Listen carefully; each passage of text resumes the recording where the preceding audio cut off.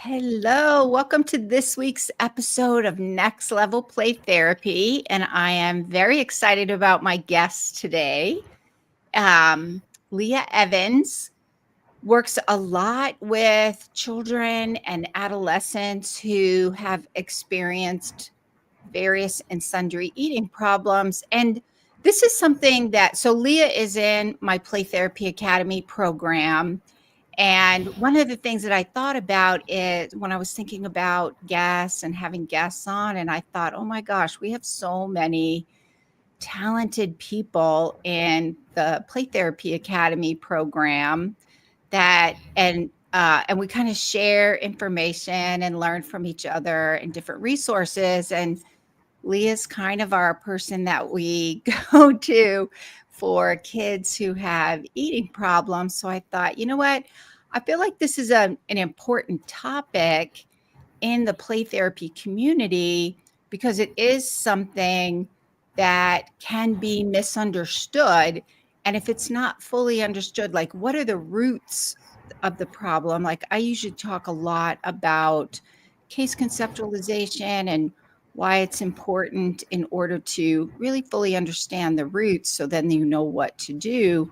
And if you're not really understanding what's going on, then you may think it's just behavioral or they're trying to get attention or all the other things that are not really helpful to really get help and support for the clients that we work with. So I thought I would ask Leah to come on and be a guest and we could talk about what are some things that maybe as play therapists or child and adolescent therapists we want to think about or look for. What are signs and symptoms, all these kinds of things that might give a better understanding of how to effectively help our young clients that we're working with.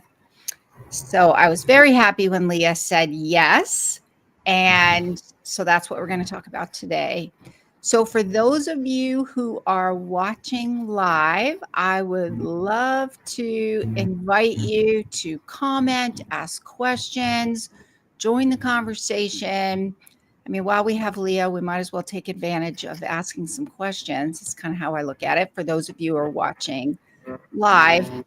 The only thing that we ask is that you not post specific or ask specific client questions because it is a public format. We do want to maintain privacy for clients.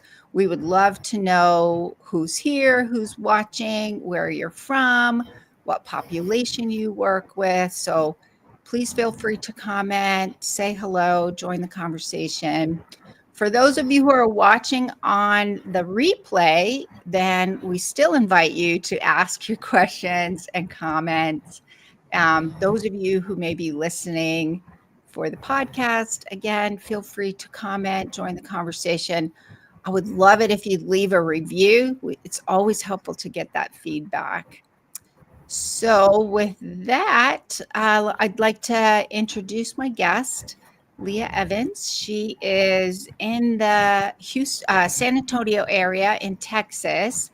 So Leah is in private practice. She works with children, adolescents. She's a licensed professional counselor and also a registered play therapist through the Association for Play Therapy. So welcome, Leah. And I would love to invite you to, tell us a little bit more about your practice, the population you serve, and that you're working with. And yeah, Leah also does teletherapy, but in Texas. She's only licensed in Texas. So, all right, welcome, Leah. Hello. I work, in San Antonio. That's where I'm physically based. And the practice that I currently work for is a statewide practice. Our company's goal is to improve Texas's mental health rating because so far it hasn't been super stellar. And so we're trying to be part of the positive change in order to move us up the list because we're kind of close to the bottom when it comes to mental health care in that's awesome. US. Yes. So Nevada's actually last. Oh, really?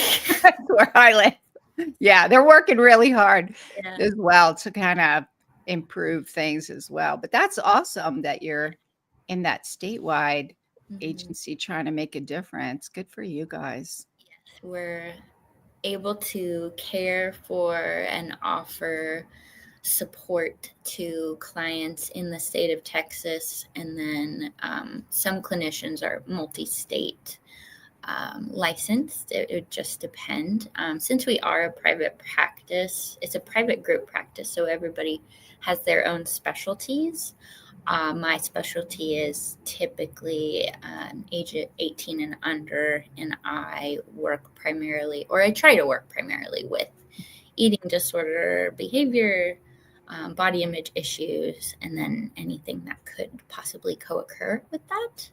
So I see a lot of anxiety, or I will see sensory, self-esteem, just anything that could interrupt someone's ability to thrive. And so that's one of the main things that we look for when assessing for disordered eating behaviors or a full-blown eating disorder is there a failure to thrive in the child or adolescent, which could be seen by, like, is their growth stalled out or even regressed in a way that is not appropriate to their the normal growth curve based off of their genetics and the national average of like how growth should look for certain age groups and per their gender and stage of life. There can be a big link between anxiety or needing a sense of control. And so food is one of those things.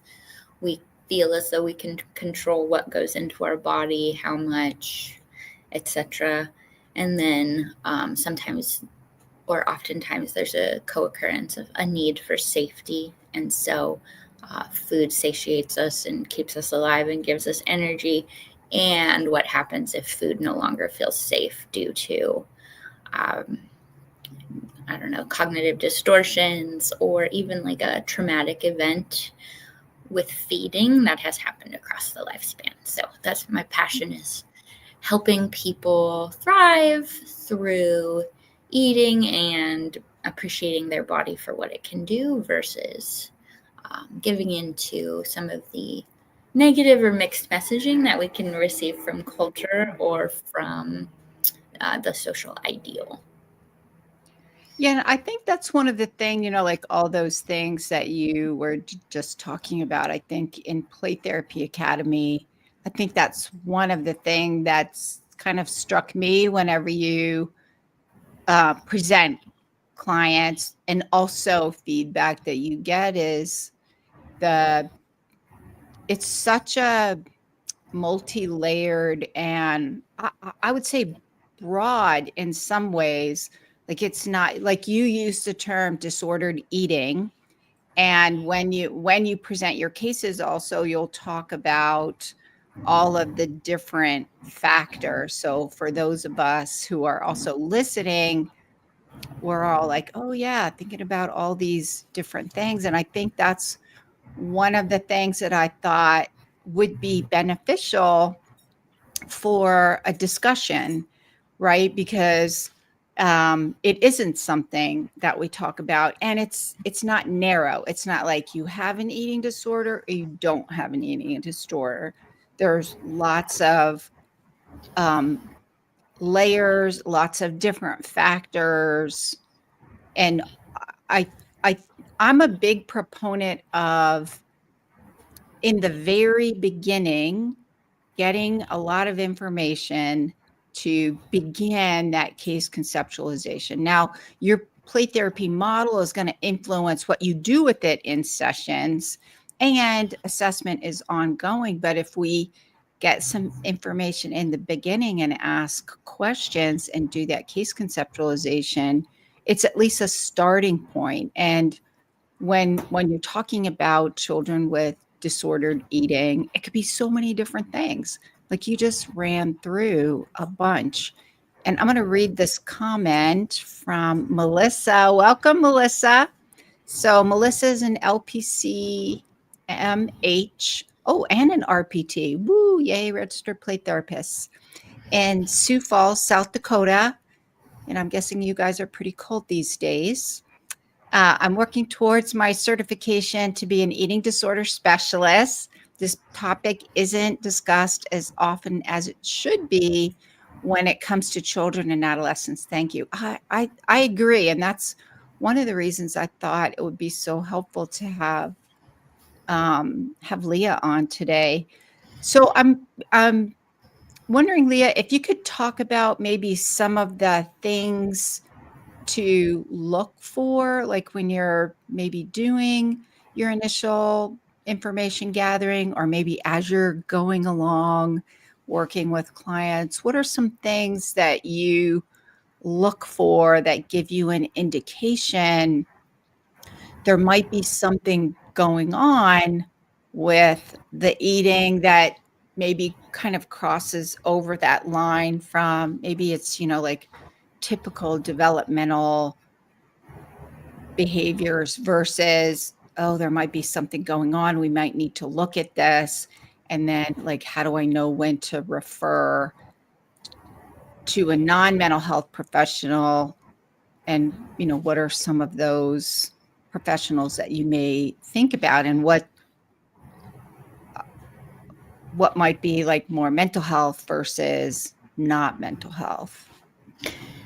Yes. So for adolescents, the assessment of behaviors or conceptualizing the full case of what's going on can sometimes be easier. I'm going to put quotes around it because there are different questionnaires and assessments that you can have the client answer for you. So, like their eating attitudes, which goes into a little bit of body image, it goes into rigidity or the attitude about feeding and nutrition, as well as kind of ask questions about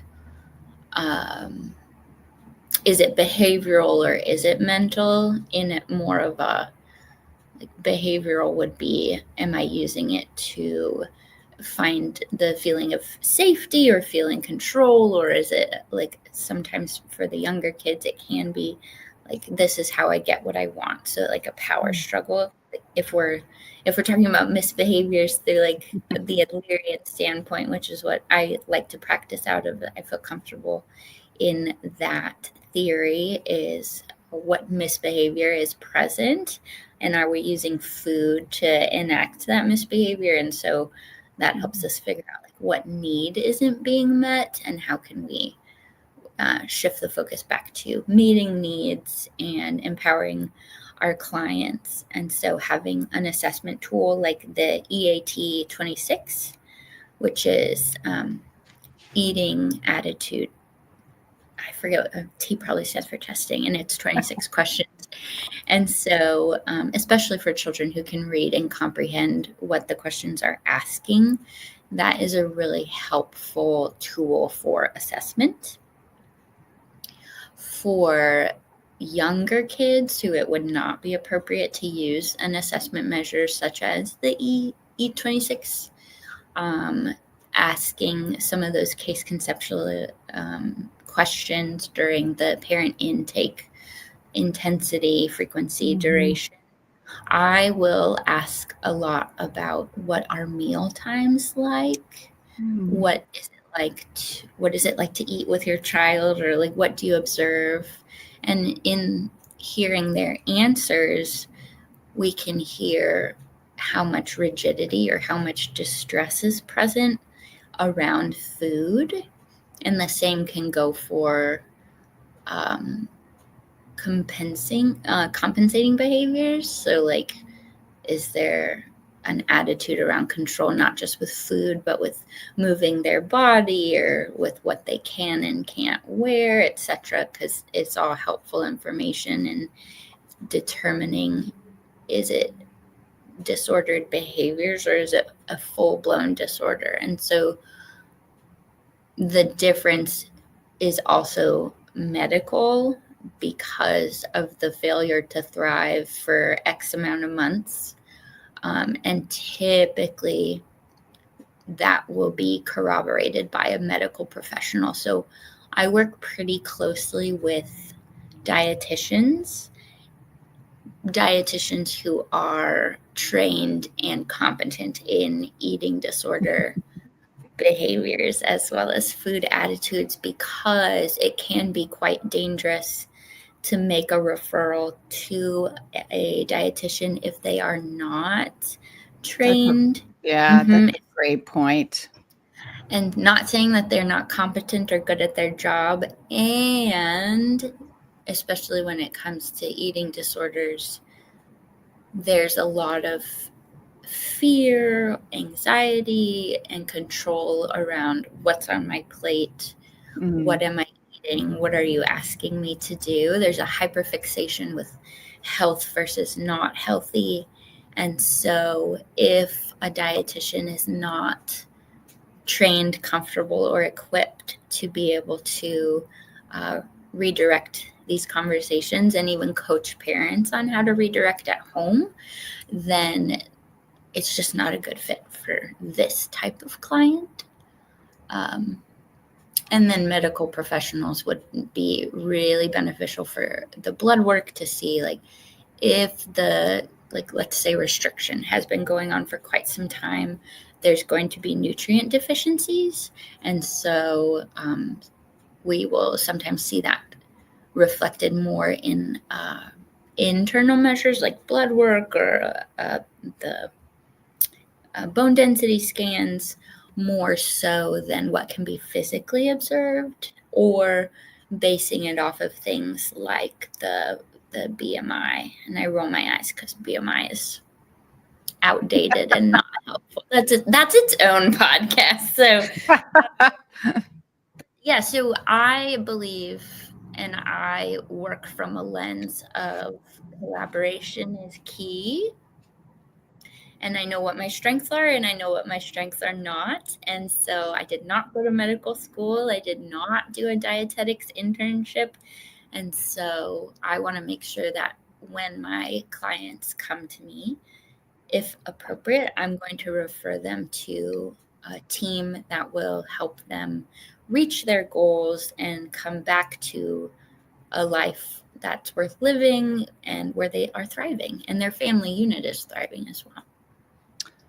Yeah, and you know what, I think that's important also, to, especially when you have kids with more on your caseload with more specialized needs, thinking about, all of us have areas, in some ways where we may be more generalist in our the issues that we work with, but I also think over time, it's not uncommon that we begin to get more of like a specialized interest area, and that's the area where we gain more knowledge, skills, and abilities. And the same is true for collateral professionals. Like, I know when I worked with kids a lot more when I was in private practice in Virginia, I had a team, because I did a lot more work with kids who had experienced trauma. And so with foster care and also just trauma for kids not in foster care. But I would make sure to connect with people who knew how to work with trauma. Like, this was a really, really long time ago. But also getting kids, because I have kids who are neurodiverse. We didn't use that word when they were little because it didn't exist. We use it now. Who had eating disorders, so I knew what to look for. So I would refer to like occupational therapists who had a specialty in sensory processing, because not all of them did. So I think that's a really good point that you raise in terms of making sure, if you're working with this population, making sure that you're connected with a group of collateral professionals, pediatricians, dietitians, maybe other like occupational therapists who specialize with sensory issues, and knowing how to work collaboratively, but also making sure that you're ruling out any medical issues, right? That's really important too. Yeah. And I think, you brought up also the work with parents being really important too, because so my kids were neurodivergent. I'm sure I said this in our play therapy academy. Anytime we like start talking about sensory processing problems, because that was our oldest, and the boy would eat nothing. I mean, nothing. And I remember all my friends when he was really, really, they're like, oh, just wait him out. And I'm like, I tried that once. He'll starve. No, this boy can outlast me. He will detrimentally get to that place. And I kind of knew that. So we figured out a way. And my mom never forced food on us growing up. And I was a super picky eater. My husband was a super picky eater. So we would look at each other and like, the boy didn't stand a chance, but eventually if it had anything like vegetables or anything, even one time I tell this story all the time. He laughs now. We all laugh, in a good way. Anyways, there was pizza and it always had to be cheese. Like nothing else. And it had to be a certain kind of pizza or he would need it. But there was this one pizza that had like parsley flakes on it. And he was like, I think he was like 11 or 12 or something. And I took it out of the oven and he looked at it and he was like, and I was like, buddy, I promise you it's not vegetables. It's seasoning. And he'd be like, like, I don't know if I believe you. I'm like, so I got the parsley and like, see, this is the spice cabinet. Yeah. See, this is parsley. And I opened it up and I'm like, see, it looks the same. It's a spice and it gives it flavor. And he was like, So he took a slice and this is our family, we laugh because he takes these like the insiest of bites like this. And it's like tiny and or like, okay, buddy, but that's what they have to do. He's a good eater now. Right. But I think the point you're raising also is the working with parents. And I think there's more awareness now than when my son was little and I kind of glommed on to all my occupational therapy friends. I'm like, is this normal? Tell me what to do. Right. But we know more now in many ways, because if you get into power struggles, it just makes it worse. If you have your own, like you'll talk a lot in Play Therapy Academy, and you talked about it here a little bit also, is that attitudes, what are family attitudes around eating? And some of that is generational. Like I was really thankful that my parents I didn't have to fight against that in my head. My parents were never that way, or they're like, whatever. I think once or twice my mom would try to make us eat like mashed turnips or something. And my siblings, there were 4 of us, 4 against 1, because my dad was in the Navy. He was gone a lot. So it was like 4 kids against my mom. And we all weighed her out. And so she just gave up. Hold all of us. Yeah. She would try that once. Maybe another time she tried one other time. We were like, no, we're like arm in arm. No, we're boycotting. We'll sit here until the cows come up the next day, right? It's not going to happen, Mom. My poor mom. But I didn't have to fight against that attitude, whereas some parents do.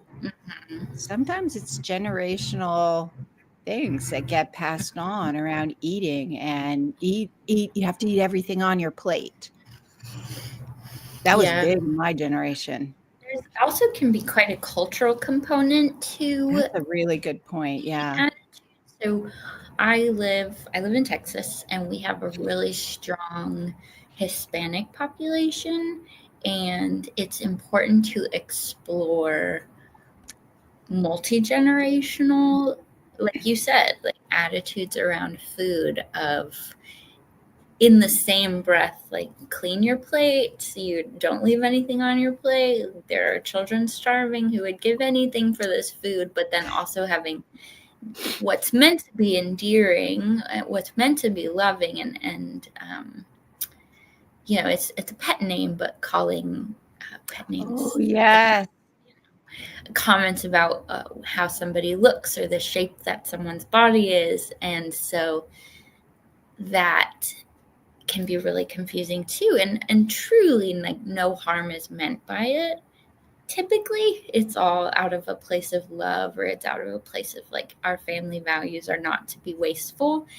And it can create that dialectic of like, okay, I have to finish my plate, but you're also calling me this name that's like super negative, and to you it's a term of love, but if my peers call me this, then I'm being isolated from the herd, and it's not good. And so it can be a lot of figuring out how that can play into attitudes around food as well.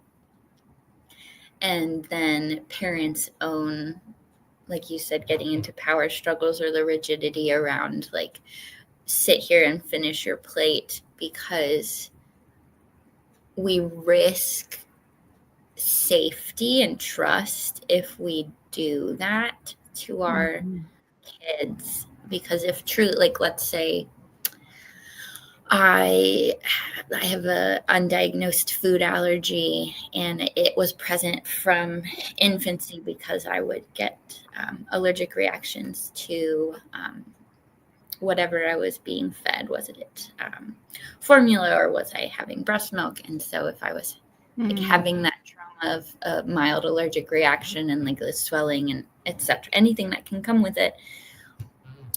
And so then I'm hesitant to eat anything that reminds me of, or looks like, or has the consistency of something that I've had an allergic reaction before. Yeah.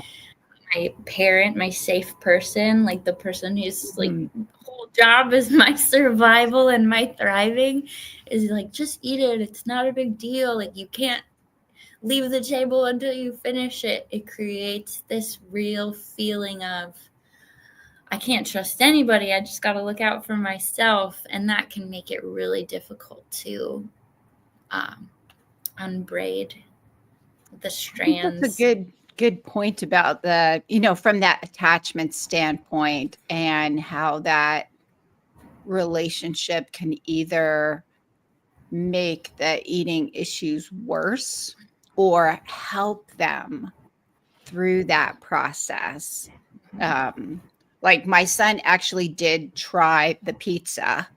And I think it's because of what you said, like, because he did trust me. And I didn't minimize. By the time he was 3, I was like, yeah, we're not doing them. I don't know why my kid is different, but the boy goes to his own drummer, and we just got to follow along. Right. And how you can use that relationship. So the work with parents, especially when we're working with kids, is really, really important. And Melissa asks, how do you see diet culture conversation impacting the behaviors and attitudes? Which I think that's an awesome question. It's a great question. I see this in my work personally. I see it more with older kids, so like elementary and upwards. Typically, it's, in what I've experienced in my playroom or in my sessions, it is a little more rare for the younger kids, because it's just, there's the way they connect socially is through play and through like shared likes and dislikes, and there's really not that much awareness. I don't want to make a like blanket term and be like, there's not a lot of awareness. And typically what shape or what someone's plate or whatever looks like is not as important as, but how good are you at freeze tag, or like how many are you playing Roblox and what's your username, right? So I see it more like the diet culture and the cultural ideal and the social impact on body image, food attitudes, and self-esteem in the children who are older and who are more aware that that messaging exists, because they might be seeing it, they're hearing it and seeing it on the TV shows that they're watching, on the media, social media, video games.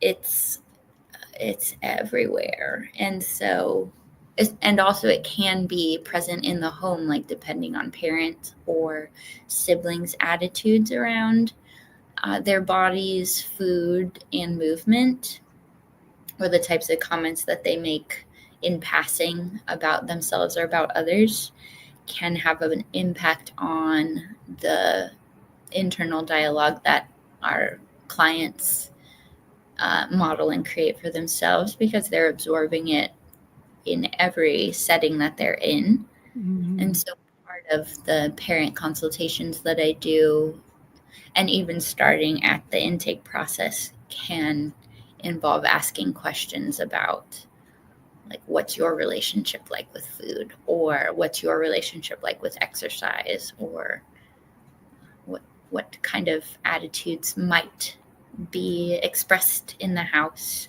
So, and just figuring out from there if that can be having an impact, and if so, how big is the impact? Yeah. Which kind of brings me to that question of, like, because we're play therapists, right? We want to access the therapeutic powers of play. And you use two models. You'll use child-centered play therapy for the younger kids, for the really little kids. And then you also use Adlerian play therapy. So can you just kind of talk a little bit about like how you work with this issue in play therapy? Yes. So for my younger clients who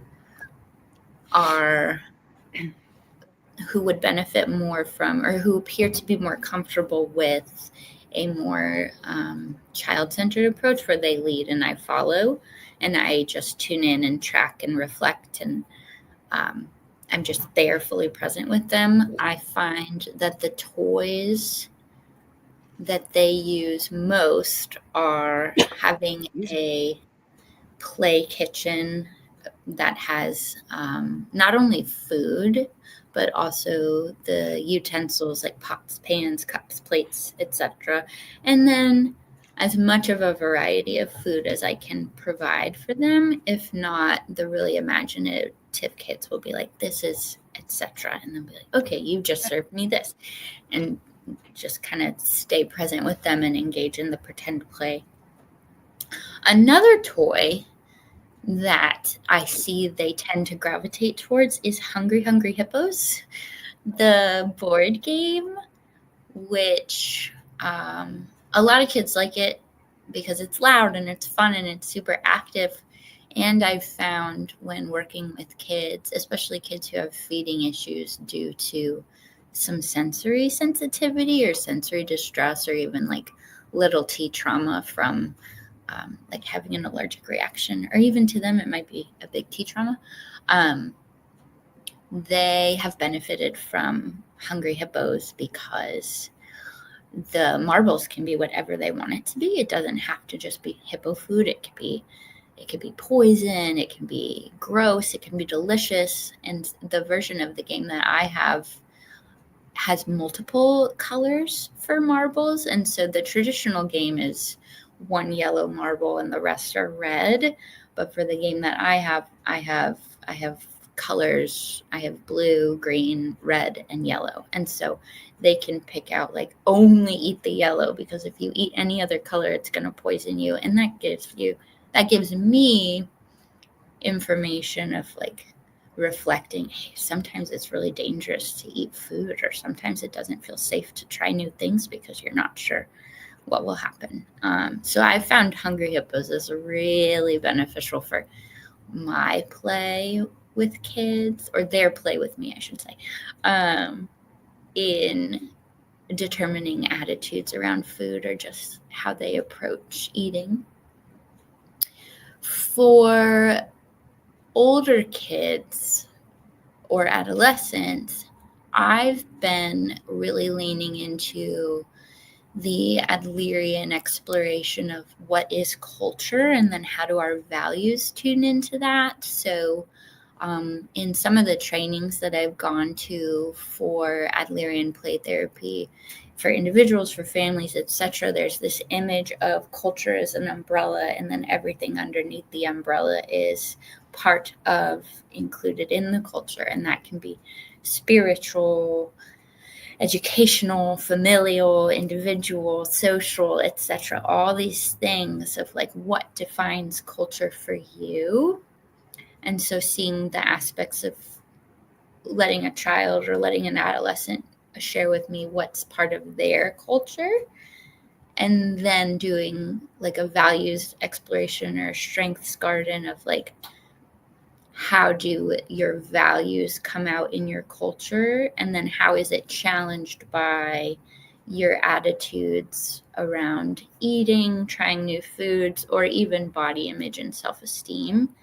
And so all of this brings us back to what need, which crucial C is not getting enough attention, or how can we use the strong crucial C's to help bring up the crucial C's that are missing. So is this person needing more courage? Are they feeling a loss of connection? Do they not feel like they count unless they're X, Y, and Z?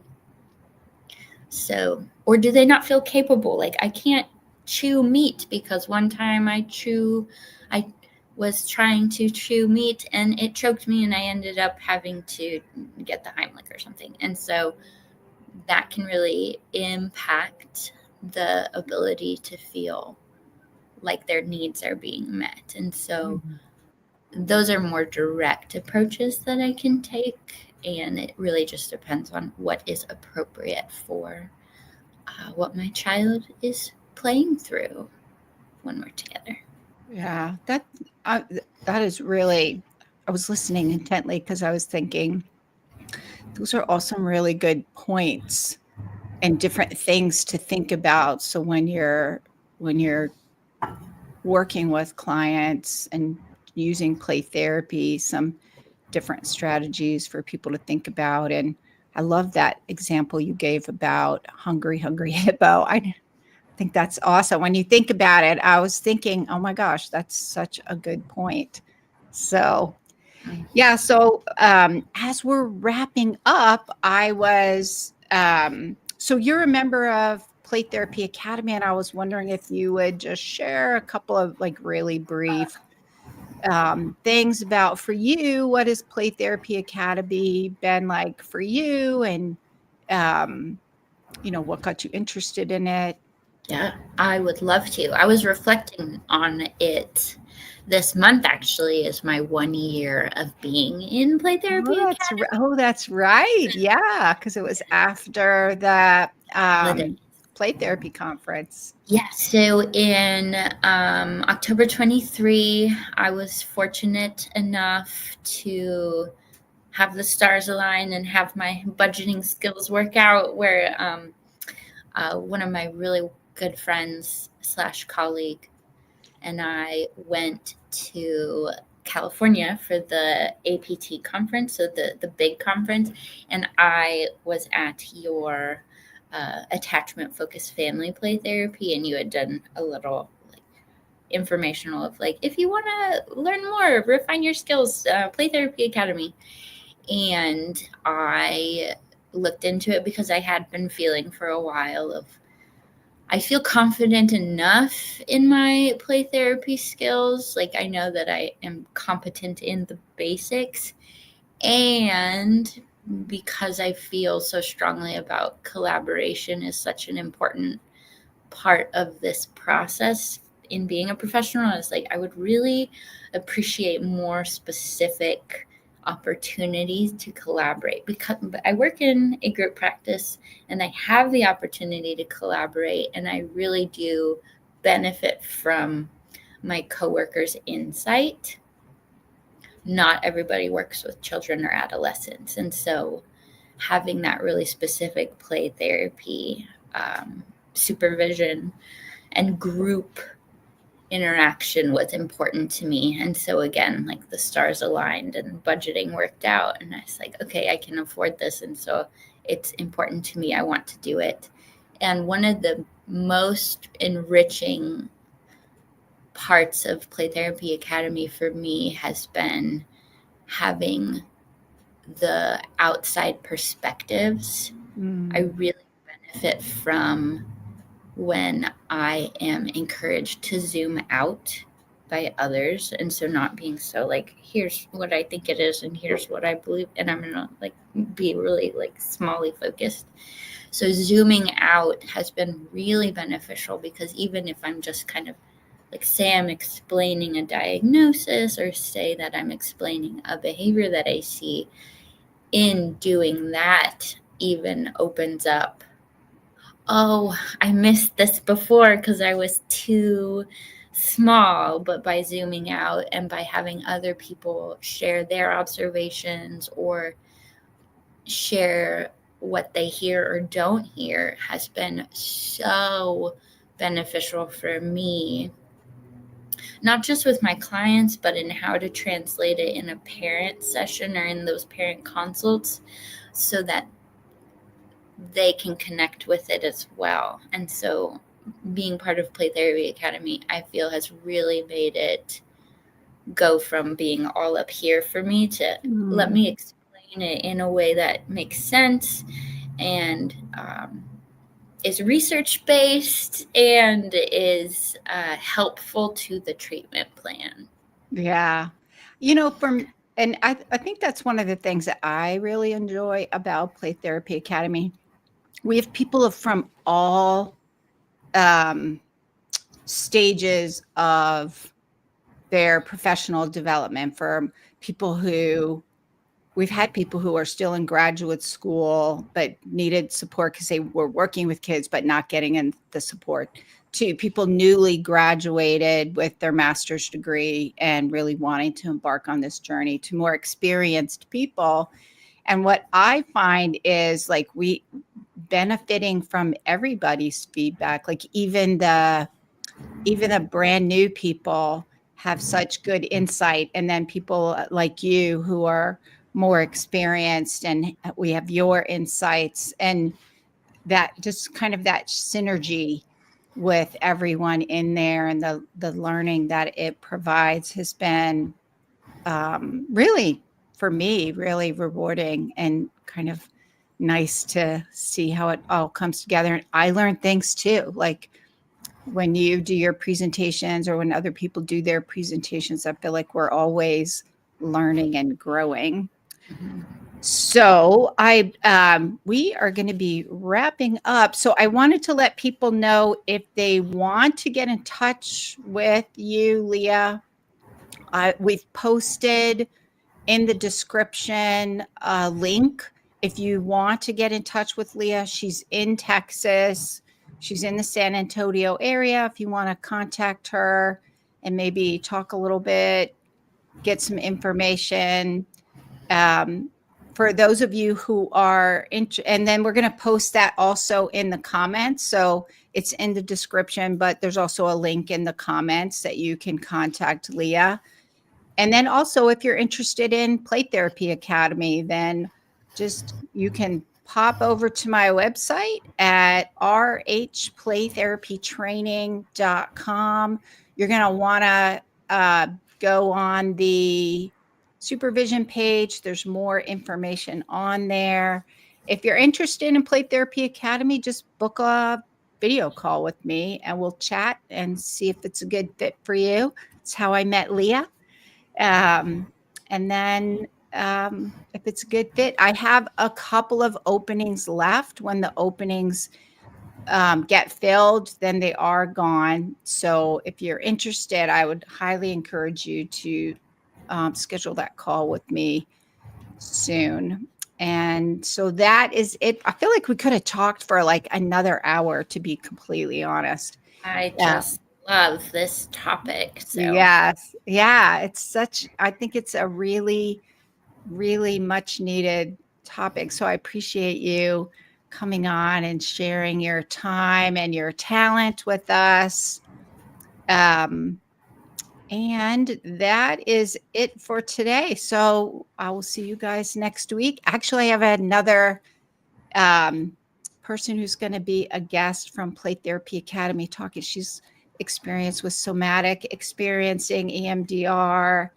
It's just a lot of expressive art. So I'm really excited about that as well. So tune in next week and I will see you guys next time.